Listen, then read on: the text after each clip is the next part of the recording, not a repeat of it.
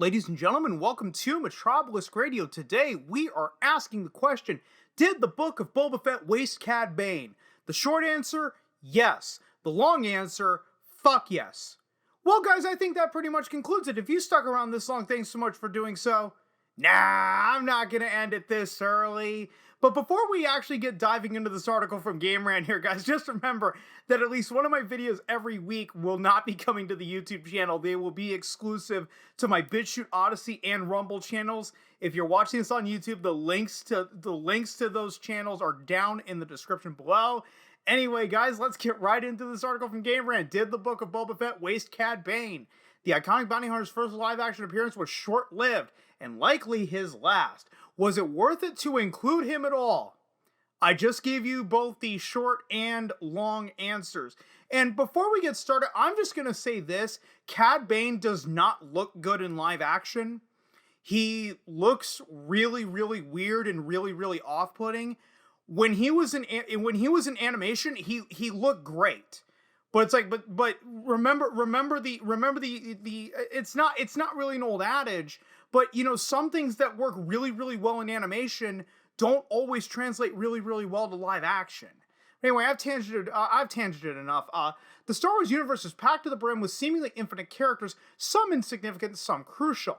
But almost any character in a franchise this popular can be some fans' favorite, so where these iconic figures pop up is an important decision. And Cad Bane was definitely one of those for me by the end of Season 1 of Clone Wars.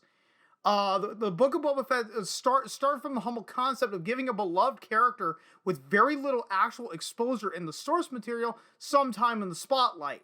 Well, yeah, the Boba Fett having actual little exposure in the source material, Boba Fett had a lot of development in the old expanded universe. You know, the one that Disney threw away and said was no longer canon in 2014, but is still stealing elements from there. You know, like Thrawn and even Star Wars Dark Forces, even Dark Empire to a degree.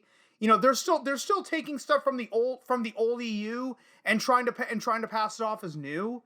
Along for the ride were a variety of characters from the larger Star Wars universe, some of whom took up a shocking amount of screen time, but others were barely featured. Cad Bane drops by in the final moments of the penultimate episode of the Book of Boba Fett, and immediately takes on the role of major antagonist. Before his appearance, the main bad guy of the piece is an amorphous mass of hired guns and dangerous enforcers for the Pike Syndicate. Boba Fett's turf war for the territory he stole from Bib Fortuna. Bib Fortuna features plenty of henchmen, but no heavy hitters. After an episode and a half of cross-promotion for other upcoming Star Wars products, Bane appears as if from nowhere. The character is the only named antagonist present in the short series, but his presence is not long. Bane appears a couple of times throughout the single episode after his introduction, but he ultimately gets lost in a show with a modest runtime and a shameless cast of characters.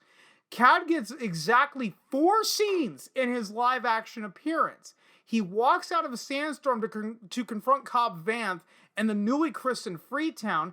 He threatens the Marshal, encourages him to stay out of the upcoming conflict, and reveals that he is being paid by the Pike Syndicate.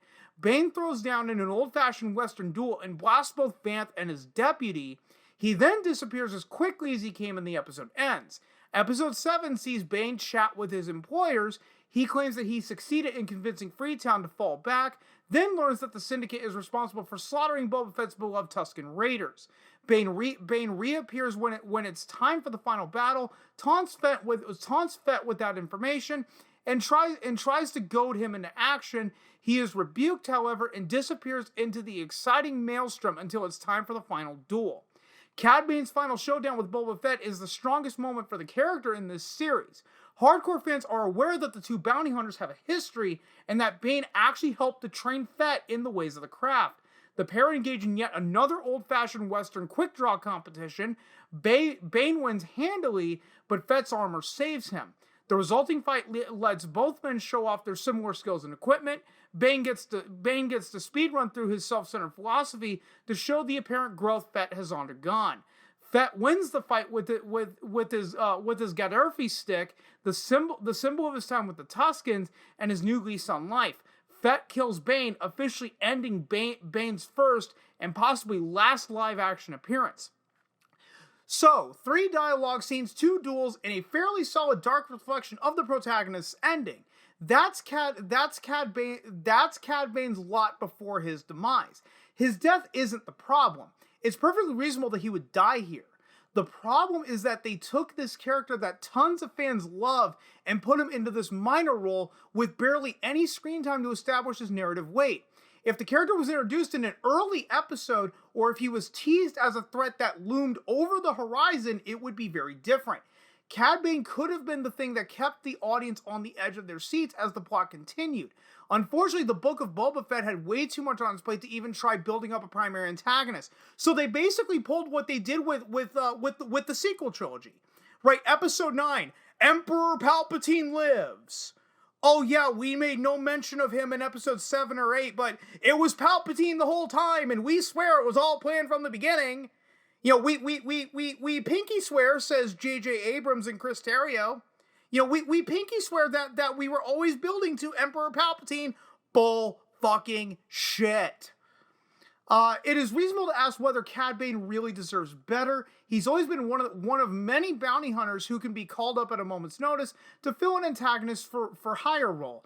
Bane came to prominence for plenty of fun villain moments throughout the Clone Wars and the Bad Batch. Some characters don't need to be main characters, but an entirely new character could have largely filled the tiny role Cad Bane filled in this show. Bane isn't an especially deep or complex character, but that's part of what people like about him. Well, if you take a look at Cad Bane is the embodiment of Clint Eastwood's Man with No Name, right? And even so far as Cad Bane has the big brim hat and the poncho and the 6-shooter. Now, granted, they give him 2 of them, but still, George Lucas went on record many, many years ago saying that, Clint Eastwood's Man with No Name was the big inspiration behind Boba Fett. Well, he may have been inspired by Clint Eastwood to create Boba Fett, but Cad Bane is the embodiment of Clint Eastwood's Man with No Name. Just take one look at him and take one look at Clint Eastwood from the Man with No Name trilogy. They're almost indistinguishable, other than Cad Bane is obviously an alien. And he's animated. It's important that not every character become the main character. Maybe Bane's perfect lot in life was to show up out of nowhere, barely interact with the plot, kill one named character who turns out to have survived later and die. But if the show hadn't spread itself so thin, it could have still handled its antagonist better. A villain walking in from off-screen and relying entirely on visual recognition to swiftly establish himself is just lazy writing. The Book of Boba Fett packed way too much, including ads for other shows, to be a truly satisfying narrative. And it really begs the question of why did the Book of Boba Fett even need to exist? Imagine if they gave Cad Bane this miniseries, and we get to see what Cad Bane did after the Clone Wars. What was life for a bounty hunter, post Clone Wars era going into the early Galactic Empire. Sure, we saw it from the perspective of, 4 or 5 defective clones with the Bad Batch, but what about from a bounty hunter? Have like a 10-episode miniseries. He does like 10 different jobs. You give him some character development, but not too much. You leave some things left to the imagination, because once you reveal too much about a Cad Bane type character, you could end up killing the character. Exactly what you did with Boba Fett, and you also did it with Han Solo in Solo: A Star Wars Story. So the ultimate question: did the Book of Boba Fett waste Cad Bane? Short answer: yes. Long answer: fuck yeah. And guys, that's pretty much all I got for you. If you stuck around this long, thanks so much for doing so. And if you've been following me long enough, I'm terrible at ending these videos, so I will just see you guys next time.